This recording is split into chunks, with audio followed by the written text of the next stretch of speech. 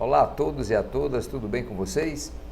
Nós vamos lá para a nossa 13ª aula e hoje nós vamos falar para cumprir alguns pedidos que nos foram feitos durante esse curso sobre tutela antecipada. Eu gostaria de esmiuçar mais o que esses artigos, lá que vai lá do 297 ao 311, poderiam nos entregar. Eles são muito mais coisas para nos falar, mas vamos falar para nós entendermos a sistemática do que seja as tutelas antecipadas, tá ok? Para a gente ter essa noção. Então, não esquecendo que essa aula estará no canal do meu canal do Instagram, Jales Figueiredo, como também no canal do YouTube, ok? Jales Figueiredo. Então, estará nessas duas localizadas. E lá no meu canal do YouTube estão todas as aulas. Você poderá assistir, reassistir, passar para os colegas, para os amigos, para ver. E eu quero, de novo, agradecer a vocês. E aqueles que mandam alguma demanda, se eu demorar, porque às vezes a vida, né, nos leva a muitas atividades, mas na medida do possível nós vamos respondendo todos, tá certo? Bem, nós temos que, antes de mais nada, saber o que é a palavra tutela. Ora, tutela quer dizer proteção, ou seja, você vai requerer ao juiz uma proteção ao processo que você vai demandar. Essa proteção, ela poderá ser feita, né, de várias modalidades. O nosso código evidencia 3 modalidades: a chamada tutela de urgência, a tutela cautelar e a tutela de evidência. Todas elas especificadas. A tutela de urgência, ela está bem clara, característica lá no artigo 300 do Código de Processo Civil, a cautelar do artigo 305 e a de evidência do artigo 311. E algumas diferenciações de uma para com a outra. A tutela de urgência, ela se diferencia da tutela cautelar por uma coisa. Na tutela de urgência, você pede de forma antecipada que o juiz lhe dê a decisão, aquilo que iria ficar ao final do processo. Enquanto na cautelar, você vai pedir a proteção do direito, ok? Vamos tentar diferenciar uma para nós entendermos aqui, antes de a gente falar de requisitos, alguma coisa. Vamos lá. Uma muito comum, você tem um plano de saúde, o plano de saúde nega a fazer a cirurgia, que é de urgência e de emergência. Ora, se nós formos esperar todo um processo para que no final o juiz faça isso, pode ser que o direito já tenha se exaurido. Aí o que é que você faz? Você pede uma tutela de urgência para que o juiz, de forma antecipada, entregue a decisão final. Isso é muito comum no nosso direito. Então, aquilo lá você pede uma tutela antecedente de urgência, antecipada de urgência, tá certo? E a cautelar? Ora, você vendeu um veículo a uma pessoa, a pessoa não te paga, você está discutindo os valores e ela está te dando multa. Aí você está tendo prejuízos. Aí o que? Doutor, faça o seguinte, e o carro é perecível. Você pede que o carro seja recolhido para que no final você não fique sem nada. Aí o juiz poderá, de forma cautelar, fazer isso. E lembre-se, pessoal, uma coisa que as pessoas muito pouco esquecem. No 301 está as formas das medidas cautelares que você pode requerer. Uma delas, sequestro, arresto, protesto, né, contra alienação de bens. Então, são alguns dados que você pode pedir. Você está discutindo lá um imóvel, é seu, não é? Aí o que é que você pode pedir? Você pede uma tutela antecipada cautelar, fundamentado no artigo 301, que faça o protesto de alienação do bem, que o juiz deixe lá o imóvel sem nenhuma, que venda, faça negócio, ok? Então isso é uma cautelar. Eu vou deixar a de evidência um pouquinho ao final, para nós termos uma ideia, porque ela é muito interessante, ok? Detalhe dessas duas, todas elas, pessoal, você pode pedir de forma antecedente, na petição inicial e de formas incidentais. Antecedentes é antes do processo, né? Incidental no curso do processo e na petição inicial, que talvez é a forma mais comum de você pedir. Você abre um capítulo na sua petição inicial e toca no assunto lá, né? Da tutela antecipada de urgência ou cautelar.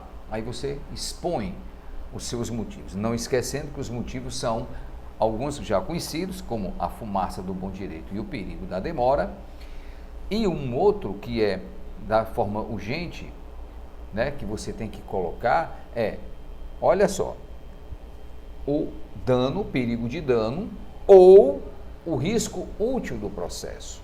É uma coisa ou outra, não é só o risco e isso, não, né? Lembre-se que o e o é conjuntivo ou disjuntivo, eles são disjuntivos, você tem que evidenciar, mostrar ao juiz de uma forma clara, de uma forma direta, que há um risco e que há um dano se aquela cautelar não for dada, né? Aquela tutela antecipada não for deferida por ele. Então você tem que mostrar de uma forma clara. Eu sempre digo, não fale de uma forma subjetiva, vai em cima, não. Seja claro ao juiz. Escreva direto, claro, doutor, acontece isso. Olha, o meu cliente, né? Vamos lá falar de uma tutela de urgência. O meu cliente está com sangramento no estômago, que poderá levar a um risco, né, de morte, ele morrer. Então, se o senhor não der isso rápido, ele vai falecer. Aí o que é que o juiz faz? Antecipa e te dá essa tutela de urgência. Aí você mostra no veículo, o doutor está perecendo, ele já bateu 2 vezes, ou ele está dando multa, aí você mostra as multas, não está pagando os impostos, quer dizer, o prejuízo está aumentando e daqui a pouco quando você receber o veículo de volta. Então você mostra o risco, você mostra o dano ao juiz de forma clara, objetiva. Não fica, né, fazendo arrudeios grandes. Não só a tutela de urgência como a cautelar, elas admitem nas 3 modalidades, de forma antecedentes, de formas incidentais e na petição inicial, tá certo? As duas também admitem uma coisa interessante, pessoal, admitem multas diárias, todas as duas, multas diárias. Logicamente que você tem que procurar uma coisa muito interessante. O artigo 297 do CPC trata da multa diária se a relação que você tiver é civil. Se for uma relação civil, então você vai lá no 297 e pede a multa diária fundamentada nele. Mas se for uma relação de consumo, no caso eu falei de contratos, né? Um contrato de médicos, né, de prestação de serviço, que é uma relação de consumo, você vai pedir no artigo 84, parágrafo 4º do CDC. Olha que o fundamento de um é fundamento diferente da outra. Então não se esqueçam. Aí, logicamente, que naquela que você fundamenta numa relação de consumo, você pode pedir o quê? Você pode pedir o que está posto na prova feita somente por uma parte. Ou seja, você pode pegar a inversão do ônus da prova, se a relação for de consumo. Tá bom? Vamos falar agora da evidência. Pessoal, eu gostaria às vezes, né, de ter um tempo maior, mas a gente tem que tentar resumir e dar a sistemática do nosso código, né? A tutela de evidência. A tutela de evidência, às vezes as pessoas pensam que ela está aqui distante. Onde é que ela está? Lá no artigo 311. Ela admite, né? Interessante, pessoal. Vou pôr um caso aqui para a gente saber a grande eficácia dela. Você pode pedir na petição inicial a tutela de evidência. Eu vou ler a tutela de evidência para a gente observar uma coisa muito interessante dela. Olha o que é que o código diz. A tutela de evidência será concedida independentemente da demonstração de perigo de dano ou de risco útil do processo quando? Oração. Você vai pedir uma tutela antecipada e não vai mostrar ao juiz o risco nem o dano.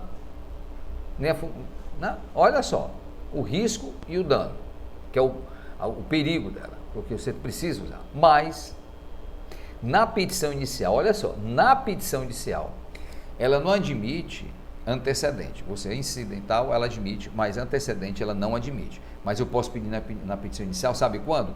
Nos incisos 2º e nos incisos 3º do artigo 311, no seu parágrafo único. E acontece algo super interessante, que o inciso 2º, na petição inicial, ele diz o seguinte, olha que beleza, as alegações de fato puderem ser comprovadas apenas por documentalmente, e houver tese firmada em julgamento de casos repetitivos ou em súmulas vinculantes. Olha como a gente é pouco usado. Quando uma matéria que você vai requerer, ou um dos pontos que você vai requerer na sua petição, já tiver súmula vinculante, ou já for do IRDR ou do IAC, aí você tem que conhecer a jurisprudência, né?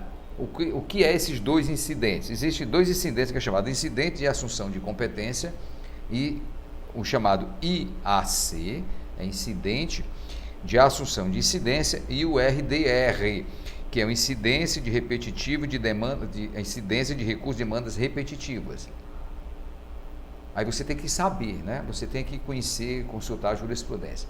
Aí você, na sua petição inicial, quando aquela matéria já foi tratada pelo Supremo e pelo STJ, o juiz antecipadamente pode lhe conceder. Um exemplo bem claro, que é muito comum, já pegamos.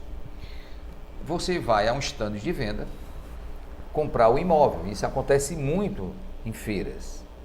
Aí você vai comprar seu imóvel, aí você compra. Aí você vê que há cláusulas abusivas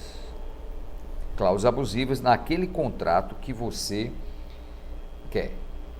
Existem as cláusulas abusivas e a prática abusiva, são duas coisas diferentes, a gente não imagina isso, né?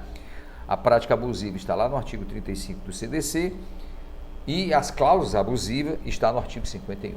Mas vamos lá. Aí você pede que entra com ação pedindo isso. Só que dentro existe o SAT. Está lá uma cláusula que fala do SAT. O que é o SAT, pessoal? É um serviço de assistência técnica imobiliária. É um valor que a imobiliária cobra para lhe dar assistência técnica. Ora, só que você foi fazer essa consulta dentro do stand, você fez tudo ali no stand de venda, não teve assistência técnica. O STJ já disse que isso é ilegal e tem uma súmula. Agora, tem uma súmula. Na sua petição inicial, e você comenta isso, menciona isso, aí você mostra que há isso documentalmente. Olha o que o artigo fala. Documentalmente, certo? Lá no 301 tem um documento, tem um fato que você foi ao stand, tem um documento, tem um contrato e tem a súmula. O que é que o juiz faz? Antecipadamente já manda devolver aquele valor que você pagou no contrato. Então as pessoas não imaginam às vezes que uma cláusula de evidência ela é muito interessante. Aí você tem que saber. Então quando você sabe da jurisprudência, você pode pedir na sua petição inicial a petição de evidência. Logicamente que ela só admite em caráter após a contestação, porque nos outros artigos, nos outros incisos, ele fala que a parte impede que o processo dê o seu andamento natural, sem esquecer o inciso 3º, que também você pode pedir, que é nas ações de depósito. Essa ficou assim, parece que ficou uma coisa fora do ar, né? Quando você vê o artigo que você pode pedir na petição inicial, o 2 e o 3, mas quando você lê o 3, fica assim meio fora de contexto, que ele diz assim, ó: se tratar de pedido de repercutório fundado em prova documental adequada ao contrato de depósito, em caso que será decretada de ordem de entrega do objeto custodiado sobre cominação de multa. Logicamente, pessoal, que ficou assim meio fora do contexto daquilo que se queria. Então, lembre-se que ela não admite incidental, a repetitivo, e ela só pode ser feita após a contestação, tá certo? Então, de uma forma muito abrangente, né, nós temos isso. Então, nós temos que saber diferenciar que a tutela de urgência, aquela que você pede de forma antecipada a decisão, a cautelar que a gente já conhece, a fumaça do bom direito, o perigo da demora, mostrar, né, o risco que ela causa, o dano que ela vai causar, e a de evidência, que é uma novidade que foi estendida lá no 273, inciso 7º, mencionava, né, que se a pessoa atrapalhasse o andamento disso tudo. Então, nós temos que saber que a fundamentação da tanto de urgência como a da cautelar, a fundamentação da evidência, que é a fumaça do bom direito, e as hipóteses do 311, tem que ter em momento.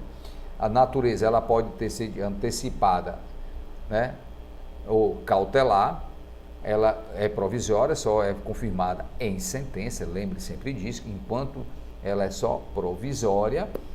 E o momento, você pode fazer ela antecedente, pode fazer ela incidental ou na petição inicial, que é muito comum. Tá certo, pessoal? Então, de uma forma simplória, né, a gente tratou dessas questões, fazendo a diferenciação dela para que você aplique no seu dia a dia e essa diferenciação. Por que isso é importante? Porque você mostra ao juiz que você tem um conhecimento técnico daquilo que você está pedindo. Ou seja, se você vai proteger o direito ou aquele objeto num carro, num depósito, numa venda, né, que é uma causa de sequestro, arresto, o que é que você faz? Aí você bota lá, né, tutela antecipada cautelar ou acautelatória. Então você sabe, o juiz já mostra para o juiz que conhece a técnica. Quando você bota, né, tutela antecipada de urgência, aí ele sabe que você também demonstra. E de evidência, naqueles casos em que na petição inicial você pode pedir, que está lá no inciso 2 e 3 do parágrafo 1 do 311, o juiz já lhe dá antecipado. E lembre-se que a evidência só após a contestação, as outras não, podem ser feitas na forma antecedente, incidental e na petição inicial.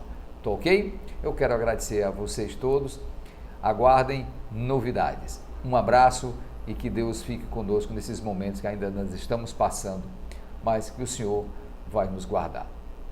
Boa tarde, bom dia e boa noite para você que nos está nos ouvindo. Obrigado.